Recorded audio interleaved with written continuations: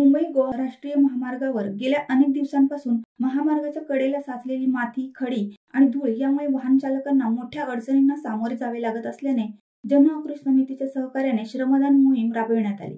मुंबई गोवा महामार्गावरील खडी आणि धूळ दुचाकीस्वारांसाठी अतिशय धोकादायक ठरत आहे। मोठ्या वाहनांना ओव्हरटेक करताना या खडीमुळे घसरून अपघात होण्याची शक्यता अधिक असल्याने याबाबत प्रशासनाच्या दुर्लक्षामुळे नागरिकांमध्ये तीव्र नाराजी निर्माण झाली आहे। वडखळ ब्रिजवरील ही गंभीर परिस्थिती निदर्शनास आणल्यानंतर असे आढळून आले की अनेक पुलांवरील अशीच परिस्थिती आहे। राष्ट्रीय महामार्ग प्राधिकरणाकडून तक्रारी नोंदवल्या जातात, मात्र त्यानंतर करण्यात येणारे उपाय अपुरे ठरत आहेत। यामुळे लोकसहभागातून जनआक्रोश समितीच्या सहकार्याने श्रमदान मोहीम राबविण्याचे, या समस्येवर तातडीने उपाययोजना करण्याच्या उद्देशाने सुजाण नागरिक आणि जनआक्रोश समितीच्या सहकार्याने श्रमदान मोहीम राबविण्यात आली।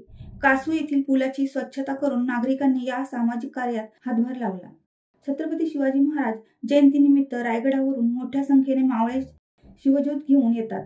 त्यातील काही मावळे अनवाणी असतात। महामार्गावरील खडी त्यांच्या पायाला लागू नये, तसेच कोणालाही त्रास होऊ नये म्हणून ही स्वच्छता मोहीम हाती घेण्यात आली। जर प्रत्येक गाव व विभागातील नागरिक असे सामाजिक प्रश्नांसाठी एकत्र आले तर निश्चितच मोठे कार्य घडू शकते। यामुळे केवळ रस्ते स्वच्छ होतील असे नाही, तर नागरिकांमध्ये सामाजिक जबाबदारीची जाणीवही निर्माण होईल। महामार्गावरील सुरक्षिततेसाठी आणि स्वच्छतेसाठी प्रशासनाने ठोस पावले उचलावीत, यासाठी जनजागृती आणि लोकसहभाग दोन्ही आवश्यक आहे। म्हणूनच अशा उपक्रमांमध्ये सहभागी होऊन प्रत्येकाने समाजासाठी योगदान द्यावे, असे आवाहन चैतन्य पाटील या सुजाण नागरिकाने जनआक्रोश समिती यांनी केले आहे। शिवसत्ता टाइम्ससाठी प्रदीप मोकल, पेण। दे धडक बेधडक वृत्त देणाऱ्या आपल्या शिवसत्ता टाइम्स न्यूज चॅनलला लाल बटन दाबून सबस्क्राईब करा आणि बेल आयकॉनला क्लिक करायला विसरू नका।